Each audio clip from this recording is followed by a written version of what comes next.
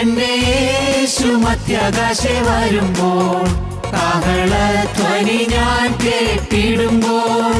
എന്റെ യേശു മധ്യാകാശെ വരുമ്പോൾ, കാഹളധ്വനി ഞാൻ കേട്ടിടുമ്പോൾ. എന്റെ പ്രിയന്റെ സ്വരം കേട്ടിടുമ്പോൾ, രൂപാന്തരം പ്രാപിച്ചു ഞാൻ ഉയർത്തിയിടുവേ.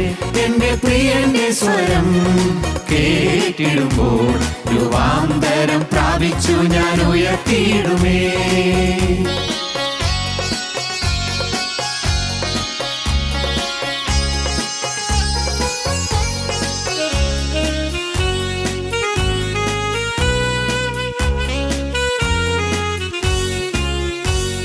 സ്വർഗീയ ദർശനം ഞാൻ കണ്ടിടുമേ, സ്വർഗീയനാഥന്റെ കൂടെ ഞാൻ വാഴുമേ. സ്വർഗീയ ദർശനം ഞാൻ കണ്ടിടുമേ, സ്വർഗീയനാഥന്റെ കൂടെ ഞാൻ വാഴുമേ. സ്വർഗീയ മഹിമകൾ ഞാൻ വാഴ്ത്തിടുമേ, സ്വർഗീയ പിതാവിന്റെ ഓമനയാൽ. സ്വർഗീയ മഹിമകൾ ഞാൻ വാഴ്ത്തിടുമേ, സ്വർഗീയ പിതാവിന്റെ ഓമനയാൽ. എന്റെ യേശു മധ്യാകാശെ വരുമ്പോൾ, കാഹളധ്വനി ഞാൻ കേട്ടിടുമ്പോൾ. എന്റെ പ്രിയന്റെ സ്വരം കേട്ടിടുമ്പോൾ, രൂപാന്തരം പ്രാപിച്ചു ഞാൻ ഉയർത്തിയിടുമേ.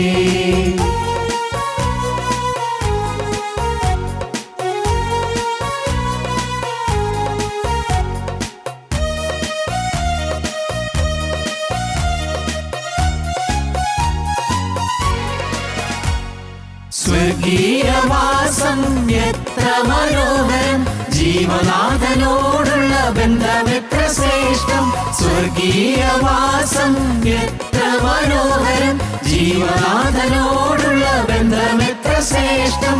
ആത്മീയ ജീവിതം ആനന്ദദായകം, ആത്മനാഥനൊത്തുള്ള ജീവിതം ധന്യം. ആത്മീയ ജീവിതം ആനന്ദദായകം, ആത്മനാഥനൊത്തുള്ള ജീവിതം ധന്യം. എന്റെ യേശു മധ്യാകാശെ വരുമ്പോൾ, കാഹളധ്വനി ഞാൻ കേട്ടിടുമ്പോൾ. എന്റെ പ്രിയന്റെ സ്വരം കേട്ടിടുമ്പോൾ, രൂപാന്തരം പ്രാപിച്ചു ഞാൻ ഉയർത്തിയിടുമേ.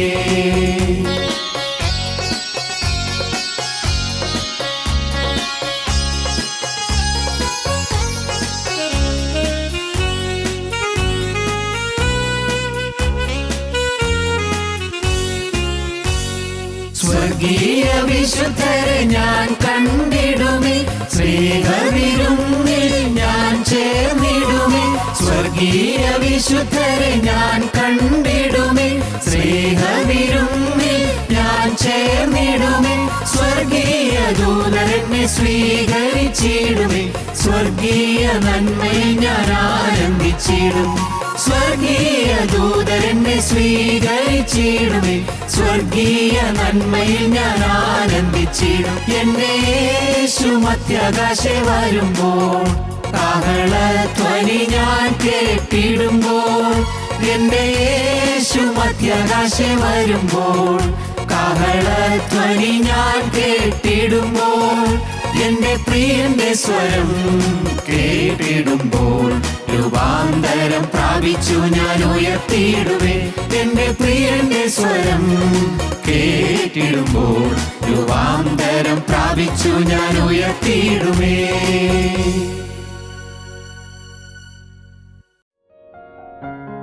ഞങ്ങളും ക്രൂശിക്കപ്പെട്ട ക്രിസ്തുവിനെ പ്രസംഗിക്കുന്നു. ദൈവ തിരുനാമത്തിന് മഹത്വം ഉണ്ടാകട്ടെ.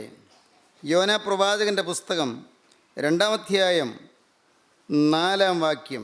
നിന്റെ ദൃഷ്ടിയിൽ നിന്ന് എനിക്ക് നീക്കം വന്നിരിക്കുന്നു, എങ്കിലും ഞാൻ നിൻ്റെ വിശുദ്ധ മന്ദിരത്തിലേക്ക് നോക്കിക്കൊണ്ടിരിക്കും.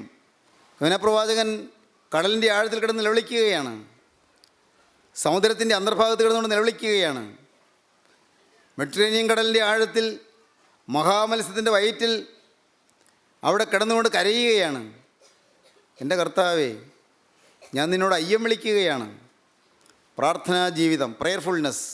എൻ്റെ കർത്താവേ, ഞാൻ നിൻ്റെ കരുണയ്ക്കായി യാചിക്കുകയാണ്. പ്രാർത്ഥനാ ജീവിതം. തന്നെയുമല്ല, ആ പ്രാർത്ഥന അർത്ഥവത്താകുന്നത് എപ്പോഴാണ്?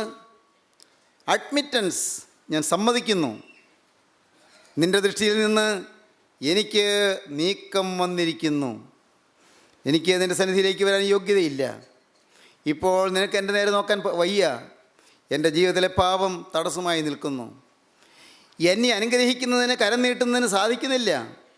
അഡ്മിറ്റൻസ്, അഡ്മിറ്റ് ചെയ്യുകയാണ്. മൂന്നാമത്തെ കാര്യമാണ് നാം വായിച്ചത്, നിൻ്റെ ദൃഷ്ടിയിൽ എനിക്ക് നീക്കം വന്നിരിക്കുന്നു, എങ്കിലും ഞാൻ നിൻ്റെ വിശുദ്ധ മന്ദിരത്തിലേക്ക് നോക്കിക്കൊണ്ടിരിക്കും. നീക്കം വന്നിരിക്കുകയാണ്, പക്ഷേ ഞാൻ നിരാശപ്പെടുന്നില്ല. ദൈവത്തിന് സ്തോത്രം. നീക്കം വന്നു, ദൃഷ്ടിയിൽ നീക്കം വന്നു, തളരുകയല്ല. അനേകം ദൈവമക്കൾക്ക് വരുന്ന അപകടം അതാണ്.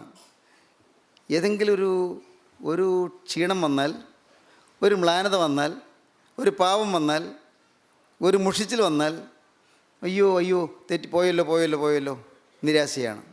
നിരാശ. ദൃഷ്ടിയിൽ നീക്കം വന്നു, സമ്മതിക്കണം, ദൃഷ്ടിയിൽ നീക്കം വന്നു, ശരിയാണ് കർത്താവേ, പക്ഷേ ഞാൻ തളരുന്നില്ല, ഞാൻ നിരാശപ്പെടുന്നില്ല, ഞാൻ വാടുന്നില്ല, ഞാൻ പുറകോട്ട് വലിയുന്നില്ല. അനേകർക്ക് പറ്റുന്ന അപകടം അതാണ്. ഏതായാലും ഞാൻ തീരുമാനമൊക്കെ എടുത്തതാണ്, പക്ഷേ എന്നാ ഫലം? ഞാൻ പിന്നെയും വീണു. ഇനി ഞാൻ ഈ തീരുമാനം എടുത്തിട്ട് കാര്യമില്ല, എന്നെപ്പോലുള്ള ഒരാൾക്ക് ജയജീവിതം സാധിക്കില്ല, ഞാൻ എത്ര തീരുമാനം എടുത്താലും വീണില്ല. ഏതായാലും ഒരു തെറ്റിൽ വീണു, എന്നാൽ പിന്നെ തെറ്റങ്ങ് ചെയ്യാം. ഏതായാലും ഞാൻ കോപിച്ചു, എന്നാൽ പിന്നെ എല്ലായിടത്തും കോപം, പിന്നെ എന്ത് വൃത്തികേടുമാകാം. ഏതായാലും ഞാൻ ഒരു ചീത്ത പടം കണ്ടുപോയി, എന്നാൽ പിന്നെ എനിക്ക് പിന്നെയും കാണരുതോ? പ്രിയപ്പെട്ടവരെ, അനേകർക്ക് പറ്റുന്ന അപകടം അതാണ്. ഒരു തെറ്റിൽ വീണ് കഴിഞ്ഞെങ്കിൽ നിങ്ങൾ നിരാശപ്പെട്ട് പുറകോട്ട് വലിയരുത്. നിങ്ങൾ എന്ത് ചെയ്യണം? എങ്കിലും ഞാൻ നിൻ്റെ സന്നിധിയിലേക്ക് നോക്കിക്കൊണ്ടിരിക്കും, നിൻ്റെ മുഖത്തേക്ക് നോക്കിക്കൊണ്ടിരിക്കും. ഞാൻ ആശയോടെ അങ്ങോട്ട് നോക്കുകയാണ്. എന്നെ നോക്കാൻ വയ്യ, നിനക്കെന്നെ നോക്കാൻ നിർവാഹമില്ല. നിൻ്റെ ദൃഷ്ടിയിൽ നിന്ന് എനിക്ക് നീക്കം വന്നിരിക്കുന്നു, എങ്കിലും ഞാൻ നിൻ്റെ വിശുദ്ധ മന്ദിരത്തിലേക്ക് നോക്കിക്കൊണ്ടിരിക്കുന്നു. പ്രത്യാശയോടെ നോക്കുകയാണ്. അവിടെ ദയ മാത്രമാണ്, അവിടെ കരുണ മാത്രമാണ്, അവിടെ സ്നേഹം മാത്രമാണ്. എൻ്റെ നാഥൻ സ്നേഹം മാത്രമാണ്. യഹോവ നല്ലവനല്ലോ, അവനത് എന്നേക്കുമുള്ളത്. ദൈവത്തിന് സ്തോത്രം. യഹോവയെ സ്തുതിപ്പീൻ. യഹോവ നല്ലവനല്ലോ, അവനത് എന്നേക്കുമുള്ളത്. പ്രിയപ്പെട്ടവരെ, നിങ്ങൾ ഈ വാക്കുകളെ കേൾക്കുന്ന ഓരോരുത്തരും ചിന്തിപ്പീൻ. നിങ്ങളുടെ ജീവിതത്തിൽ നിങ്ങൾക്ക് പ്രത്യാശ നഷ്ടപ്പെടുന്നുണ്ടോ? ഒരിക്കലും പ്രത്യാശ കൈവിടരുത്, വിശ്വാസം കൈവിടരുത്. ഒരു കാരണവശാലും വിശ്വാസത്തിൽ കുറവ് വരരുത്. എന്തെല്ലാം സംഭവിച്ചാലും ശരി, ഞാൻ പുറകോട്ട് മാറുകയില്ല. മുന്നോട്ട് വെച്ച കാല് ഞാൻ പുറകോട്ട് എടുക്കുകയില്ല. കലപ്പയ്ക്ക് ഞാൻ കൈവച്ചു, ഞാൻ പുറകോട്ട് നോക്കുകയില്ല. ഞാൻ ഇറങ്ങി പുറപ്പെട്ടു, അല്ല അവൻ എന്നെ പുറപ്പെടുവിച്ചു, ഞാൻ ഇനി പുറകോട്ട് നോക്കുകയില്ല. നിങ്ങൾ വലിയൊരു സത്യം കണ്ട് ഇറങ്ങി പുറപ്പെട്ടവരാണ്. വലിയൊരു സത്യം. എന്താണ് ഈ സത്യം? സത്യം ഒന്നേ ഉള്ളൂ, അത് ക്രിസ്തുവാണ്. ക്രിസ്തുവിന് പറയുകയാണ് നിങ്ങൾ പുറപ്പെട്ടിരിക്കുന്നത്. സ്നേഹിതരെ, നിങ്ങൾ പറയട്ടെ, നിങ്ങളുടെ കൂട്ടായ്മയുടെ പറയുകയല്ല പോയിക്കൊണ്ടിരിക്കുന്നത്, നിങ്ങൾ ഏതെങ്കിലും മനുഷ്യ വ്യക്തികളുടെ പറയുകയല്ല പോകുന്നത്. സർവ്വത്തിൻ്റെയും ഉടയവനായ കർത്താവായ യേശു ക്രിസ്തുവിൻ്റെ പറയുകയാണ് നിങ്ങൾ പുറപ്പെട്ടിരിക്കുന്നത്. നിങ്ങൾ വിശ്വസിക്കൂ. യേശു ക്രിസ്തുവിൻ്റെ പറയുകയെ ഞാൻ പുറപ്പെട്ടിരിക്കുന്നു, അവൻ എന്നെ വിളിച്ച് പുറപ്പെടുവിച്ചിരിക്കുന്നു. ദൈവത്തിന് സ്തോത്രം. ഗലീല കടൽപ്പുറത്ത് നിന്ന് വിളിച്ചിറക്കിയവൻ അവൻ വിട്ടുകളയുകയില്ല. ശീമോൻ പത്രോസിന് വീഴ്ച വന്നില്ലേ? ശീമോൻ പത്രോസിനെ ദൈവം ആദ്യം കണ്ടപ്പോൾ യേശു തമ്പുരാൻ പറഞ്ഞത് എന്താണ്? നീ ശീമോനാകുന്നു, നീ പത്രോസ് ആകുമെന്നാണ്. ആദ്യം കണ്ടപ്പോൾ ഒരു വലിയ വാഗ്ദത്തമാണ് കൊടുത്തത്. നീ ശീമോനാണ്, നീ ചഞ്ചല ഹൃദയമുള്ളവനാണ്, പക്ഷേ നീ ഒരു പാറയാകാൻ പോകുന്നു, നീ പാറ പോലെ ഉറപ്പുള്ളവനാകാൻ പോകുന്നു, നീ ശീമോനാകുന്നു, നീ പത്രോസ് ആകും. എന്നാൽ കുറച്ച് കഴിഞ്ഞപ്പോഴേക്കും ശീമോന് ഇളക്കം തുടങ്ങി, ചലനം. ആ ചഞ്ചല ഹൃദയം മാറിയില്ല. നീ ശീമോനാകുന്നു വന്നത്, ചാഞ്ചല്യം മാറിയില്ല. അവന് ഇടയ്ക്കിടയ്ക്ക് ചഞ്ചലത്വം, പെട്ടെന്ന് ചാടി കോപിക്കും, പെട്ടെന്ന് ധൃതി പിടിച്ച് എന്തെങ്കിലുമൊക്കെ പറയും. എന്തെങ്കിലും അവൻ ആലോചിച്ച് പറയുകയില്ല. ചിലപ്പോൾ പറയുന്നത് വിഡ്ഢിത്തവുമാകും, പറയുന്നത് ചിലപ്പോൾ മണ്ടത്തരവുമാകും. ഒരവസരത്തിൽ അവിടെ താബോർ മലയിലേക്ക് ശീമോനെ കർത്താവ് കൊണ്ടുപോയി. താബോർ മലയിൽ, മറുമലയിൽ കൊണ്ടുപോയി. അവിടെ കർത്താവ് പൂർണ്ണമായി രൂപാന്തരപ്പെട്ടു. തേജോമയനായ യേശു, നിത്യ തേജസ്സിൻ്റെ പ്രതീകമായ കർത്താവായ യേശു ക്രിസ്തു തേജോമയനായി തിളങ്ങുന്നവനായി, നോക്കിയാൽ കണ്ണഞ്ചുന്ന വിധത്തിൽ യേശു നിൽക്കുകയാണ്.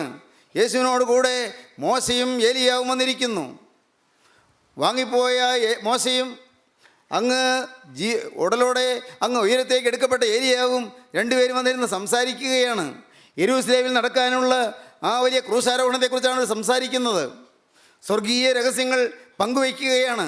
വിശുദ്ധന്മാരുമായി സ്വർഗീയ രഹസ്യങ്ങൾ കർത്താധികർത്തൻ പങ്കുവയ്ക്കുകയാണ്. ദൈവത്തിന് സ്തോത്രം. ആ കൂട്ടത്തിൽ ശീമോനും കയറിയിരിക്കുന്നു. ദൈവത്തിന് സ്തോത്രം. പ്രിയപ്പെട്ടവരെ, ശിമോന് ആ ആത്മാവിൻ്റെ ലഹരിയിൽ, ആ വലിയ നിർവൃതിയിൽ ശിമോൻ തോന്നി എന്താണ്, കർത്താവേ നാം ഇവിടെ ഇരിക്കുന്നത് നല്ലത്. അവിടെ ശിമോൻ കേട്ടു ഒരു ശബ്ദം, നേരത്തെ കേട്ടതാണ്. എന്താണ് ശബ്ദം? ശിമോൻ കേട്ട ശബ്ദം എന്താണ്? നാം ഇവിടെ ഇരിക്കുന്നത് നല്ലത്. ഞാൻ 3 കുടിലുണ്ടാക്കട്ടെ, 1 മോശയ്ക്കും, 1 ഏലിയാവിനും, 1 നിനക്കും. മോശയ്ക്കും ഏലിയാവിനും നിനക്കും കുടിലുണ്ടാക്കാം. ശിമോൻ അറിയാം, യേശുവിന് കുടിലുണ്ടെങ്കിൽ അവിടെ എനിക്കും പാർക്കാം, ഞങ്ങൾക്കും പാർക്കാം. ശരിയാണ്. പക്ഷേ ശിമോൻ താൻ പറയുന്നത് എന്ത് എന്നറിയാതെ പറഞ്ഞു. എന്താണ് ഈ പറയുന്നത്? പെട്ടെന്നുണ്ടാകുന്ന ഒരു വികാരത്തള്ളലിൽ, ആവേശത്തിമിർപ്പിൽ ശിമോൻ പറയുകയാണ്, നാം 3 കുടിലുണ്ടാക്കുക. ഇതാ കേൾക്കാം, ഇവൻ എൻ്റെ പ്രിയപുത്രൻ, ഇവനെ ചെവി കൊടുപ്പീൻ. മോശയെയും പ്രവാചകന്മാരെയും കാണരുത്. മോശയെ ഏലിയാവിനെയല്ല കാണേണ്ടത്, ഇവനാണ് എൻ്റെ പ്രിയപുത്രൻ, ഇവൻ നിങ്ങൾ ചെവി കൊടുപ്പീൻ എന്നുള്ള ഉയരത്തിൻ്റെ ശബ്ദം കേട്ടു. ഇന്നതാണെന്ന് പറയുന്നത് അറിയാതെ പറഞ്ഞു പോയതാണ് ശിമോൻ. ഉടനെ സ്വർഗ്ഗം ഇടപെട്ടു. എന്താണ് പറഞ്ഞത്? പ്രിയപ്പെട്ടവരെ, വളരെ അർത്ഥമുണ്ടതിന്. താബോർ മലയിൽ അങ്ങനെ ആ നിർവൃതിയിൽ മയങ്ങിയിരിക്കാനല്ല. താഴ്വരയിൽ ചന്ദ്രരോഗിയുണ്ട്, താഴ്വരയിൽ പെടയുന്ന രോഗിയുണ്ട്, താഴ്വരയിൽ വലയുന്ന ജീവിതമുണ്ട്, താഴ്വരയിൽ അവിശ്വാസമുള്ള ശിഷ്യന്മാരുണ്ട്, താഴ്വരയിൽ ഒന്നും ചെയ്യാനാവാതെ അമ്പരപ്പിൽ നിൽക്കുന്ന ശിഷ്യവൃന്ദമുണ്ട്. അവരുടെ അടുക്കിലേക്ക് ഓടിച്ചെന്ന് ചന്ദ്രരോഗിക്ക് സൗഖ്യം കൊടുക്കേണ്ടതാണ്. ആ ചന്ദ്രരോഗി, മനോരോഗം ബാധിച്ച ചെറുപ്പക്കാരൻ, അവനിങ്ങനെ പിടയ്ക്കുകയാണ്. വായിൽ നൊരയും പതയും വരികയാണ്. അവൻ വീണ് കിടന്ന് ഉരുളുകയാണ്. അവൻ്റെ അപ്പൻ അവനെ ശിഷ്യന്മാരുടെ അടുക്കൽ കൊണ്ടുവന്നു. ശിഷ്യന്മാരുടെ അടുക്കൽ കൊണ്ടുവന്നപ്പോൾ അവർക്ക് അവനിൽ നിന്ന് ഭൂതത്തെ മാറ്റുവാൻ കഴിയാതെ അവർ അമ്പരപ്പിൽ നിൽക്കുകയാണ്. താഴ്വരയിൽ പിടച്ചിലുണ്ട്, താഴ്വരയിൽ വേദനയുണ്ട്, താഴ്വരയിൽ പ്രയാസങ്ങളുണ്ട്, താഴ്വരയിൽ കഷ്ടപ്പാടുണ്ട്, താഴ്വരയിൽ രോഗത്തിൻ്റെ പീഡയുണ്ട്. അങ്ങോട്ട് ഇറങ്ങി ചെല്ലാനാണ് മോനെ നിന്നെ ആത്മാവിൻ്റെ ശക്തി അണിയിക്കുന്നത്. ദൈവത്തിന് സ്തോത്രം. അങ്ങോട്ട് നീ ഇറങ്ങി ചെല്ലേണ്ടതാണ്. നീ മലമേലിരുന്നാൽ പോരാ, മലയിലിരുന്ന് നീ ആത്മാവിൽ അങ്ങ് സൂചിച്ച് കഴിഞ്ഞാൽ പോരാ. നീ ഒരാൾ ആത്മാവിൻ്റെ നിറവിൽ സൂചിച്ച് കഴിയാനല്ല നിനക്ക് ആത്മനിറവ് തരുന്നത്. നിനക്ക് ആത്മനിറവ് തരുന്നത് വലയുന്നവരുടെ മധ്യത്തിലേക്ക് ഇറങ്ങിച്ചെല്ലാനാണ്. നാം അവിടെ ഇരിക്കും നല്ലത് നീ പറഞ്ഞത് നീ കാര്യം അറിയാതെയാണ്. നിന്നെക്കുറിച്ച് ദൈവത്തിൻ്റെ ഉദ്ദേശം എന്തായെന്ന് അറിയാതെ, ദൈവം നിനക്ക് വേണ്ടി കരുതിയിരിക്കുന്നതായ അത്യുന്നതമായ ശുശ്രൂഷ എന്തായെന്നറിയാതെ ഞാനിവിടെ ഇരുന്നാൽ മതി എന്ന് നീ പറഞ്ഞുകൊണ്ടിരിക്കുകയാണ്. ദ്രുതഗതിയിൽ പലതും പറഞ്ഞു. അതിന് മുൻപൊരു സംഭവം ഉണ്ടായി. യേശു പറഞ്ഞു, ബർയോനാ ശിമോനെ നീ ഭാഗ്യവാൻ. ജഡരക്തങ്ങളിലാണ് ഇത് എനിക്ക് വെളിപ്പെടുത്തിയത്. ഏത്? നീ ജീവനുള്ള ദൈവത്തിനായ ക്രിസ്തു എന്ന സത്യം. ഞാൻ ആരാണെന്നാണ് എല്ലാവരും പറയുന്നത്? ഏലിയാവാണെന്ന് ചിലർ പറയുന്നുണ്ട്, യിരെമ്യാ പ്രവാചകനാണെന്ന് പറയുന്നുണ്ട്, നീ വരുവാനുള്ള പ്രവാചകനാണെന്ന് പറയുന്നുണ്ട്. അല്ല, നിങ്ങൾക്ക് എന്നെക്കുറിച്ച് എന്താ അഭിപ്രായം?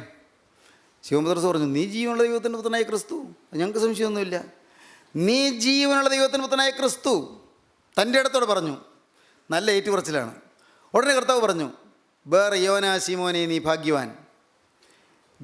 മനുഷ്യരാരുമല്ല, ജഡരക്തങ്ങളല്ല നിനക്കിത് വെളിപ്പെടുത്തിയത്. സ്വർഗസ്ഥനായ പിതാവത്രേ നിനക്കിത് വെളിപ്പെടുത്തിയത്. നീ പത്രോസാകുന്നു, ഈ പാറമേൽ ഞാൻ എൻ്റെ സഭയെ പണിയും. നീ ഒരു പാറ കഷ്ണമാകുന്നു, നിൻ്റെ വിശ്വാസമാകുന്ന പാറയിൽ ഞാൻ എൻ്റെ സഭയെ പണിയും. ഈ ഏറ്റുപറഞ്ഞ വിശ്വാസത്തിൽ എൻ്റെ സഭയെ ഞാൻ പണിയാൻ പോവുകയാണ്. പാതാള ഗോപുരങ്ങൾ ജയിക്കാത്ത എൻ്റെ സഭയെ ഞാൻ ഈ വിശ്വാസത്തിൻ്റെ അടിത്തറയിൽ പണിതുയർത്താൻ പോവുകയാണ്. ശിവൻ നല്ല സന്തോഷമായി. എല്ലാവരും കേൾക്കുകയോ? ഒന്ന് പ്രശംസ കിട്ടിയില്ലേ? എല്ലാവരും കേൾക്കുകയല്ലേ ഈ ബഹുമതി കിട്ടിയത്? ബർയോനാ ശിമോനെ നീ ഭാഗ്യവാൻ. തന്നെയല്ല, പിന്നെ അടുത്ത് വന്നതോ, സ്വർഗ്ഗരാജ്യത്തിൻ്റെ താക്കോൽ ഞാൻ നിനക്ക് തരുന്നു. എന്താ പറയുന്നത്? എന്തൊരു വലിയ പദവി! ശിമോനങ്ങ് നല്ല പ്രസന്നത. എല്ലാവരുടെ മുമ്പിൽ ഒരു തലയെടുപ്പ്. എല്ലാവരുടെ മുമ്പിൽ. ഞാൻ പറഞ്ഞല്ലോ, ശിമോൻ പെട്ടെന്ന് നിശ്ചലപ്പെടുന്നയാളാണ്. അല്പത്തിൽ പ്രസാദിക്കും, അല്പത്തിൽ വാടും. ഒരു കാര്യം വന്നപ്പോൾ പ്രസാദം, സന്തോഷമായി. എന്നിട്ട് അത് കഴിഞ്ഞ് കർത്താവ് പറഞ്ഞു, മക്കളെ ഇതൊന്നും അല്ല, വലിയ പ്രശ്നം വരാൻ പോവുക. ഞാൻ യെരൂശലേമിലേക്ക് പോകും. യെരൂശലേമിൽ വെച്ച് അവരെന്നെ പിടിക്കും, മഹാപുരോഹിതന്മാരെന്നെ വിസ്തരിക്കും. അവിടെ പീലാത്തോസിൻ്റെ അടുക്കൽ വിസ്താരമൊക്കെ ഉണ്ടാകും. എനിക്ക് വലിയ പീഡകൾ നേരിടും. എന്നെ അവരടിക്കും, എന്നെ ഉപദ്രവിക്കും, മാത്രമല്ല എന്നെ കൊല്ലും. പക്ഷേ ഞാൻ 3-ാം നാൾ ഉയർത്തെഴുന്നേൽക്കും. 3-ാം നാൾ ഉയർത്തെഴുന്നേൽക്കും, എന്നെ കൊല്ലും. ശിമോൻ പത്രോസ് ചാടി പറഞ്ഞു, അയ്യോ കർത്താവേ, അത് പറ്റില്ല, നീ മരിക്കാൻ പാടില്ല, അവരാരും നിന്നെ ഉപദ്രവിക്കാൻ പറ്റില്ല, പാടില്ല കർത്താവേ, അത് പാടില്ല.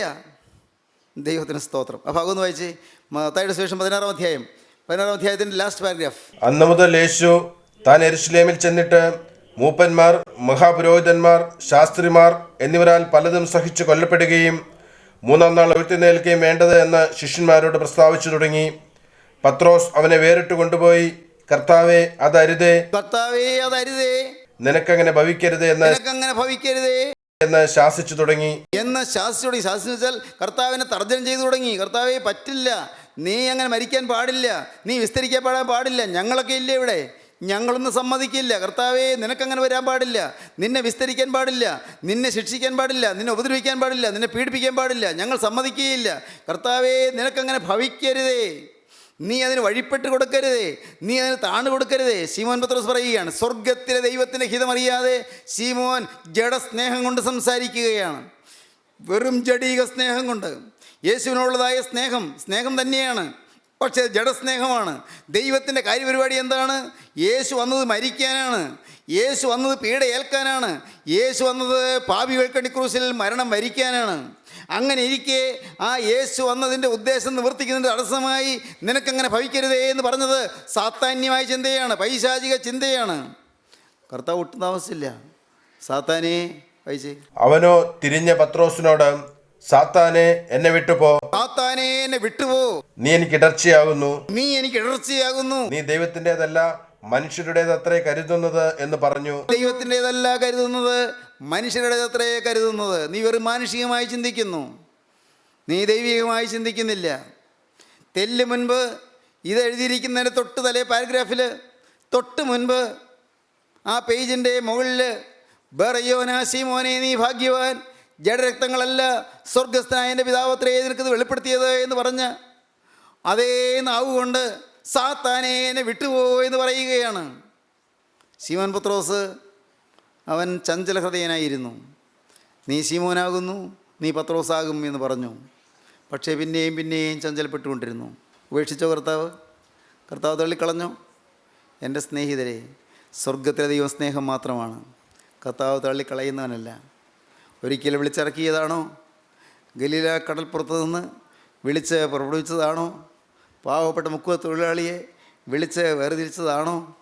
മോനെ, നിന്നെ ഈ കണ്ട കാലങ്ങളൊക്കെയും നിന്നെ നടത്തിയതാണോ? നിനക്ക് ജീവൻ്റെ വചനം തന്ന് മോളെ നിന്നെ കൊണ്ടുവന്നതാണോ? നിൻ്റെ പേർ ചൊല്ലി വിളിച്ച് നിന്നെ പുറപ്പെടുവിച്ചതാണോ? എൻ്റെ കർത്താവിന് സ്തോത്രം. നിങ്ങളോട് ഞാൻ പറയട്ടെ, നിങ്ങളെ പുറപ്പെടുവിച്ചവൻ നിങ്ങളുടെ ജീവിതത്തിൻ്റെ അന്തിമമായ ലക്ഷ്യസ്ഥാനത്തെത്തിക്കാൻ ശക്തനാണ്. ആരും പേടിക്കരുത്, ആരും ഭയപ്പെടരുത്. എൻ്റെ കർത്താവിന് സ്തോത്രം. ശിമോൻ പത്രോസ് പിന്നെ കർത്താവിനെ തള്ളി പറയുകയൊക്കെ ചെയ്തു. എങ്കിലും കർത്താവ് ശിമോനെ താൻ ഉദ്ദേശിച്ച സ്ഥാനത്തേക്ക് എത്തിച്ചു. ശിമോൻ കർത്താവിനെ തള്ളി പറഞ്ഞു, ഇവനെ ഞാൻ അറിയുന്നില്ലെന്നാണ് പറഞ്ഞത്. പാവം, ഇവനെ ഞാൻ അറിയുന്നില്ല എന്ന്. അവൻ പ്രാകാൻ തുടങ്ങി, ആണയിടാൻ തുടങ്ങി. ആ പുറജാതി സ്ത്രീയുടെ മുമ്പിൽ ആണയിട്ടു, സേവകരുടെ മുമ്പിൽ ആണയിട്ടു. ഇവനെ ഞാൻ അറിയില്ല, എനിക്കൊരു പരിചയമില്ലെന്നാണ് പറഞ്ഞത്. 3.5 കൊല്ലം കൂടെ നടന്ന് യേശുവിന് പരിചയമില്ല എന്ന് ഈ ശിമോൻ പറഞ്ഞു. പ്രിയപ്പെട്ടവരെ, എന്നാൽ അവനെയും ദൈവം വിട്ടില്ല. ദൈവം കണ്ടതാണോ? ദൈവം വിളിച്ചതാണോ? ദൈവം വേർതിരിച്ചതാണോ? ദൈവത്തിന് സ്തോത്രം. സ്വർഗത്തിലെ ദൈവം പിന്നാലെ നിൽക്കുകയാണ്. ദൈവം, കർത്താവായ യേശു വിസ്താരംഗത്ത് നിൽക്കുമ്പോൾ കോഴി കൂകുന്ന ശബ്ദം കേട്ടു. കർത്താവ് തിരിഞ്ഞ പത്രോസിനെ ഒന്ന് നോക്കി. പത്രോസ് ഉള്ളത്തിൽ നൊന്തു, ഉള്ളത്തിൽ കുത്തുകൊണ്ടു. അയ്യോ, ഞാൻ എൻ്റെ കർത്താവിനെ തള്ളി പറഞ്ഞല്ലോ. ഇന്ന് കോഴി കൂവുന്നതിന് മുമ്പ് നീ 3 വട്ടം തള്ളി പറയുമെന്ന് പറഞ്ഞത് അത് അക്ഷരപ്രകാരം നിറവേറിയല്ലോ. അയ്യോ, എനിക്ക് മുൻസൂചന തന്നിട്ടും മുന്നറിയിപ്പ് തന്നിട്ടും ഞാൻ പിന്നെയും തള്ളി പറഞ്ഞു പോയല്ലോ. ശിമോൻ പുറത്തുപോയി അത് ദുഃഖത്തോടെ കരഞ്ഞു. എൻ്റെ കർത്താവിന് സ്തോത്രം. ദൈവത്തിൻ്റെ വലിയ നാമം മഹത്വപ്പെടട്ടെ. നിങ്ങളെ പുറപ്പെടുവിച്ച ദൈവം നിങ്ങളെന്ത്യത്തോളം നടത്തും. നിങ്ങൾ സംശയിക്കേണ്ട. ഹോപ്പ്ഫുൾനെസ് കൈവിടരുത്. നിങ്ങളുടെ പ്രത്യാശ കൈവിടരുത്. സ്നേഹിതരെ, ഈ ശീമോൻ പത്രോസ് കർത്താവിനെ തള്ളി പറഞ്ഞു. പക്ഷേ കർത്താവ് കൈവിട്ടില്ല. പിന്നെയും തെറ്റുകൾ പിന്നെയും വന്നു. ശീമോൻ പത്രോസ് പിന്നെയും തെറ്റുപറ്റി. എന്താണ് തെറ്റുപറ്റിയത്? ശീമോൻ വേറെ 6 പേരെ കൂടി കൂട്ടിക്കൊണ്ട് അങ്ങനെ 7 പേര് കർത്താവ് ക്രൂശിക്കപ്പെട്ടതിന് ശേഷം 3-ാം നാൾ ഉയർത്തെഴുന്നേറ്റു. അതിനുശേഷം ശീമോൻ പത്രോസ് വേറെ 6 പേരെ ശിഷ്യന്മാരെയും കൂട്ടിക്കൊണ്ട് പഴയ പടകുമെടുത്ത് പഴയ വലയുമെടുത്ത് പഴയ തൊഴിലിലേക്ക് ഇറങ്ങിപ്പോയി. കർത്താവ് അവിടെയും കൈവിട്ടില്ല. കർത്താവ് തീബരിയാസ് കടൽക്കരയിൽ പോയി നിന്നു. എൻ്റെ കർത്താവിന് സ്തോത്രം. തീബരിയാസ് കടൽക്കരയിൽ പോയി നിന്നു. പത്രോസും കൂടെയുള്ളവരും രാത്രി മുഴുവൻ അധ്വാനിച്ചു, ഒന്നും കിട്ടിയില്ല. കർത്താവിനറിയാം അവർക്കൊന്നും കിട്ടിയില്ല എന്ന്. സർവശക്തനായ ദൈവത്തിനെല്ലാം അറിയാമല്ലോ. കർത്താവ് കരയിൽ നിന്നുകൊണ്ട് ഉറക്കെ വിളിച്ചു, കുഞ്ഞുങ്ങളെ, കൂട്ടുവാൻ വല്ലതുമുണ്ടോ? ദൈവത്തിന് സ്തോത്രം. എന്താണ് ഇതിൻ്റെ അർത്ഥം? മക്കളെ, നിങ്ങൾക്ക് ആഹാരം ഞാൻ കൊണ്ടുവന്നിട്ടുണ്ട്. നിങ്ങൾ ക്ഷീണിതരാണെന്ന് എനിക്കറിയാം. ആഹാരം ഞാൻ കൊണ്ടുവന്നിട്ടുണ്ട്. അപ്പം ഞാൻ കൊണ്ടുവന്നിട്ടുണ്ട്. ഞാൻ അട കൊണ്ടുവന്നിട്ടുണ്ട്. കനലിൽ ചുട്ടി അട ഞാൻ കൊണ്ടുവന്നിട്ടുണ്ട്. അതിന് കറി വല്ലതും നിങ്ങൾക്ക് കിട്ടിയോ?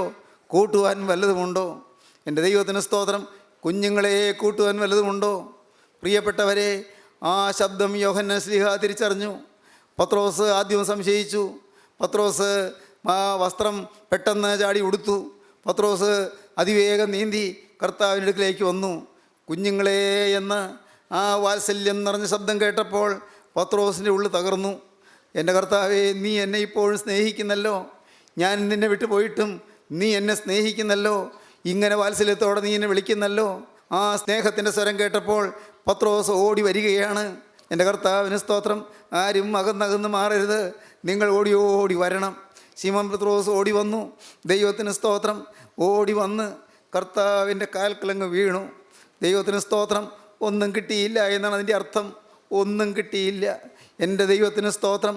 നോക്കിയപ്പോഴുണ്ട് രാത്രി മുഴുവനും അവിടെ ആ കടലിൽ പണിയെടുത്ത് വലഞ്ഞ് ക്ഷീണിച്ച് അവശരായി വിശന്ന് പൊരിഞ്ഞിരിക്കുന്ന ശിഷ്യന്മാർക്ക് അവർ ആ തണുത്ത് കുളിരണിഞ്ഞ ആ പ്രഭാതത്തിൽ അവർക്ക് വേണ്ടി തീബരിയാസ് കടലിൻ്റെ കരയിൽ മീനും അപ്പവും അവൻ ചൂടോടെ ഒരുക്കി വെച്ചിരിക്കുന്നു. എൻ്റെ കർത്താവിന് സ്തോത്രം. ദൈവം ഇതിലെ ഇന്ന് നീ ഈ വാക്കുകളെ കേൾക്കുമ്പോൾ നീ തിരിച്ചു വന്നാൽ നിനക്ക് ആഹാരം തരാൻ, നിൻ്റെ ജീവിതത്തിൽ നിനക്ക് ആവശ്യമുള്ളത് എന്താണെന്നറിഞ്ഞ് നിൻ്റെ ക്ഷീണം മാറ്റാൻ, നിൻ്റെ പ്രയാസം മാറ്റാൻ എൻ്റെ യേശു വന്നിട്ടുണ്ട്. നീ പ്രത്യാശ കൈവിടരുത്. നിന്നെ യഥാസ്ഥാനപ്പെടുത്തുന്നവനാണ് ഈ ദൈവം. നിന്നെ സ്വീകരിക്കുന്നവനാണ് ഈ ദൈവം. കുഞ്ഞുങ്ങളെ, നിങ്ങൾ പാപം ചെയ്യാതിരിപ്പാൻ ഞാനിത് നിങ്ങൾക്ക് എഴുതുന്നു. ഒരുത്തൻ പാപം ചെയ്തു പോയി എങ്കിലോ നീതിമാനായ യേശു ക്രിസ്തു കാര്യസ്ഥൻ നമുക്ക് പിതാവിൻ്റെ അടുക്കലുണ്ട്. അവൻ നമ്മുടെ പാപങ്ങൾക്ക് പ്രായശ്ചിത്തമാകുന്നു. നമ്മുടേതിന് മാത്രമല്ല, സർവ്വലോകത്തിൻ്റെയും പാപത്തിന് തന്നെ. യോഹന്നാൻ്റെ 1-ാമത്തെ ലേഖനം 2-ാം അധ്യായത്തിൻ്റെ ആദ്യ ഭാഗം എങ്ങനെയാണ് പറയുന്നത്? കുഞ്ഞുങ്ങളെ, നിങ്ങൾ പാപം ചെയ്യാതിരിപ്പാൻ ഞാനിത് നിങ്ങൾക്ക് എഴുതുന്നു. ഒരുത്തൻ പാപം ചെയ്തു പോയി എങ്കിലോ നീതിമാനായ യേശു ക്രിസ്തു കാര്യസ്ഥൻ നമുക്ക് പിതാവിൻ്റെ അടുക്കലുണ്ട്. അവൻ നമ്മുടെ പാപങ്ങൾക്ക് പ്രായശ്ചിത്തമാകുന്നു. നമ്മുടേതിന് മാത്രമല്ല, സർവ്വലോകത്തിൻ്റെയും പാപത്തിന് തന്നെ. ആരും ഭയപ്പെടരുത്. ആരും പുറകോട്ട് വലിയരുത്. ആരും പുറകോട്ട് മാറരുത്. മോനെ, നിന്നെ അവൻ പുറപ്പെടുവിച്ചതാണ്. നിന്നെ അവൻ വിളിച്ചതാണ്. നിനക്കൊരു വചനം തന്നതാണ്. അവൻ നിനക്കൊരു വാഗ്ദത്തം തന്നതാണ്. നീ ശീമോനാകുന്നു, നീ പത്രോസാകുമെന്ന് പറഞ്ഞവൻ നിന്നെ പത്രോസാക്കാൻ ബന്ധപ്പെട്ടുകൊണ്ടിരിക്കുകയാണ്. പ്രിയപ്പെട്ടവരെ, അന്ന് യേശുവിൻ്റെ സന്നിധിയിലേക്ക് ശീമോൻ പത്രോസ് വന്നപ്പോൾ യേശു പറഞ്ഞു, നീ ശീമോനാകുന്നു, നീ പത്രോസാകുമെന്ന്. അപ്പോൾ കർത്താവ് കാണുന്ന ഒരു ചിത്രമുണ്ട്. എന്ന് ഞാൻ ഭാവനയിൽ കാണട്ടെ. അപ്പോൾ കാണുന്ന ചിത്രം എന്താണ്? ദൈവത്തിന് സ്തോത്രം. പത്രോസ് എഴുന്നേറ്റ് നിൽക്കുന്നു. മറ്റ് ശിഷ്യന്മാരെല്ലാവരും പിന്നാലെയുണ്ട്. പ്രിയപ്പെട്ടവരെ, 11 ശീമോൻ പത്രോസ് എഴുന്നേറ്റ് നിന്നു. ശീമോൻ പത്രോസ് പ്രസംഗിക്കുന്നു എന്ന് പെന്തിക്കോസ്തി പെരുന്നാൾ ദിവസം. ദൈവത്തിന് സ്തോത്രം. ശീമോൻ പത്രോസ് പ്രസംഗിക്കുന്നു. പ്രധാനമായി 3 വാക്യമേ പറഞ്ഞുള്ളൂ. നിങ്ങൾ ജീവനായകനെ ക്രൂശിച്ചു, ദൈവം അവനെ ഉയർത്തെഴുന്നേൽപ്പിച്ചു, ഞങ്ങൾ അതിന് സാക്ഷികൾ. ഇത്രയേ പറഞ്ഞുള്ളൂ. കൂടുതൽ വിശദമായ പ്രസംഗമല്ല, ചെറിയൊരു പ്രസംഗം ചെയ്തു. ദൈവത്തിന് സ്തോത്രം. അതിനെ ഉപോത്ബലകമായി യോവേൽ പ്രവാചകന്റെ പുസ്തകത്തിൽ നിന്ന് ചില വാക്യങ്ങൾ ഉദ്ധരിച്ചു. അന്ത്യകാലത്ത് ഞാൻ സകല ജഡത്തിന്മേലും എൻ്റെ ആത്മാവിനെ പകരും. ആ വാക്യമെല്ലാം ഉദ്ധരിച്ചു. എൻ്റെ കർത്താവിന് സ്തോത്രം. ശീമോൻ പത്രോസ് എഴുന്നേറ്റ് നിന്നു പ്രസംഗിക്കുന്നത്. യേശു 3.5 വർഷം മുൻപ് ശീമോൻ അന്ന് യേശുവിന് മുമ്പ് വന്നപ്പോൾ, അന്ത്രയോസ് ശീമോനെ കൂട്ടിക്കൊണ്ട് വന്നപ്പോൾ അന്ന് യേശു ഈ കാഴ്ചയാണ് കണ്ടത് എന്ന് ഞാൻ പറയട്ടെ. എൻ്റെ കർത്താവിന് സ്തോത്രം. ദൈവമക്കളെ, നിങ്ങൾ ഇന്ന് പുറകോട്ട് മാറുന്നുണ്ട്. നിങ്ങൾക്ക് എനിക്ക് ജയമില്ല എന്ന് പറഞ്ഞ് നിങ്ങൾ നിരാശപ്പെടുന്നുണ്ട്, നിങ്ങൾ ഭാരപ്പെട്ട് മാറുന്നുണ്ട്. എന്നാൽ കർത്താവ് കാണുന്നത് നിങ്ങളെ വിളിച്ച സമയത്ത് നിങ്ങൾ വെച്ച ആശയാണ്. നിങ്ങളെക്കുറിച്ച് ചില ആശ അവൻ വെച്ചിട്ടുണ്ട്, നിങ്ങളെക്കുറിച്ച് ചില പ്രതീക്ഷകൾ അവൻ വെച്ചിട്ടുണ്ട്. എൻ്റെ കരുണയുള്ള കർത്താവിന് നിങ്ങളെക്കുറിച്ച് നല്ല പ്രതീക്ഷകളുണ്ട്, ചില ശുഭപ്രതീക്ഷകളുണ്ട്. നിങ്ങളെ ഉയർത്താമെന്ന് കർത്താവിന് ഉറപ്പുണ്ട്, നിങ്ങളെ വീണ്ടെടുക്കാമെന്ന് കർത്താവിന് നല്ല ഉറപ്പുണ്ട്. നിങ്ങൾക്ക് വേണ്ടി രക്തം ചിന്തിയവന് നല്ല ഉറപ്പാണ്, നിങ്ങൾക്ക് വേണ്ടി ചങ്ക് പൊട്ടിച്ചോര ഊറ്റിയവന് അവന് ഉറപ്പാണ്. ആ തിരുരക്തം നിനക്ക് വേണ്ടി ഊറ്റി. കുഞ്ഞെ, നീ വിശ്വസിക്കൂ, അവൻ്റെ സ്നേഹം, ആ സ്നേഹമാണ് ചങ്കിൽ നിന്ന് പൊട്ടി ഒഴുകുന്നത്. തിരുരക്തം ഒരു തുള്ളി നിങ്ങളുടെ മേൽ കൊണ്ടാൽ, നിങ്ങളെ തൊട്ടാൽ നിങ്ങളുടെ രോഗം സൗഖ്യമാകും, നിങ്ങളുടെ ബാധകൾ മാറും, നിങ്ങളുടെ ശാപങ്ങൾ മാറും, നിങ്ങളുടെ കേടുകൾ മാറും, നിങ്ങളുടെ പ്രതിസന്ധികൾ മാറും. പ്രിയപ്പെട്ടവരെ, സ്വർഗത്തിൻ്റെ കൃപ നിങ്ങളുടെ മേൽ വരും. ഇപ്പോൾ നിങ്ങളുടെ മേൽ ദൈവത്തിൻ്റെ ആത്മാവ് ഇറങ്ങി ആവസിക്കും. പ്രിയപ്പെട്ടവരെ, ദൈവത്തിൻ്റെ കൃപ നിങ്ങളുടെ മേൽ വരും. പ്രാവ് പറന്നിരിക്കും. പ്രിയപ്പെട്ടവരെ, സ്വർഗീയ പ്രാവ് നിങ്ങളുടെ മേൽ ഇറങ്ങി ആവസിക്കട്ടെ. സ്വർഗത്തിൻ്റെ കൃപ നിങ്ങളുടെ മേൽ പകരട്ടെ. ദൈവത്തിൻ്റെ പരിശുദ്ധാത്മാവ് നിങ്ങളെ കൈക്കൊള്ളട്ടെ. അവൻ്റെ കുടിയിരിപ്പ് ഭവനമായി നിങ്ങൾ തീരട്ടെ. സ്വർഗത്തിൻ്റെ സ്നേഹം നിങ്ങൾ നിക്ഷേപിക്കട്ടെ. സ്വർഗീയ പ്രാവ് നിങ്ങളുടെ മേൽ പറന്നു വന്നിരിക്കട്ടെ. ആത്മാവിന് തീ നിങ്ങളുടെ മേൽ പകരട്ടെ. നിങ്ങളുടെ മേലുള്ള സകല ബാധകളും മാറട്ടെ. നിങ്ങളിൽ സകല ദോഷങ്ങളും നീങ്ങട്ടെ. സകല ബന്ധനങ്ങളും അഴിയട്ടെ. സകല രോഗങ്ങളും മാറട്ടെ. ജീവനുള്ള ദൈവം നിങ്ങളുടെ മേൽ തൻ്റെ കരം വയ്ക്കട്ടെ. ഹല്ലേലൂയ. ദൈവജനമേ, നിങ്ങൾ ഉണരുവീൻ, നിങ്ങൾ പ്രാർത്ഥിപ്പീൻ, ദൈവകരങ്ങളിലേക്ക് നിങ്ങളെ കൊടുക്കുവീൻ. യേശുവോട് നിങ്ങൾ പറയുവീൻ, യേശുവേ, എൻ്റെ യേശുവേ, ഇന്നു മുതൽ ഞാൻ എൻ്റെ പുതിയ സൃഷ്ടി. കരുണയുള്ള കർത്താവേ, ഈ നല്ല സമയത്തിനായി സ്തോത്രം, തിരുവചനങ്ങൾക്കായി സ്തോത്രം, കൃപയുടെ ദൂതുകൾക്കായി സ്തോത്രം, പ്രത്യാശ തരുന്ന വചനങ്ങൾക്കായി സ്തോത്രം. കർത്താവേ, എല്ലാവരെയും തൊട്ടതിനായി സ്തോത്രം, എല്ലാവരെയും അനുഗ്രഹിച്ചതിനായി സ്തോത്രം. എല്ലാ മഹത്വവും അറുക്കപ്പെട്ട കുഞ്ഞാടിന് മാത്രം. യേശുവിൻ നാമത്തിൽ തന്നെ.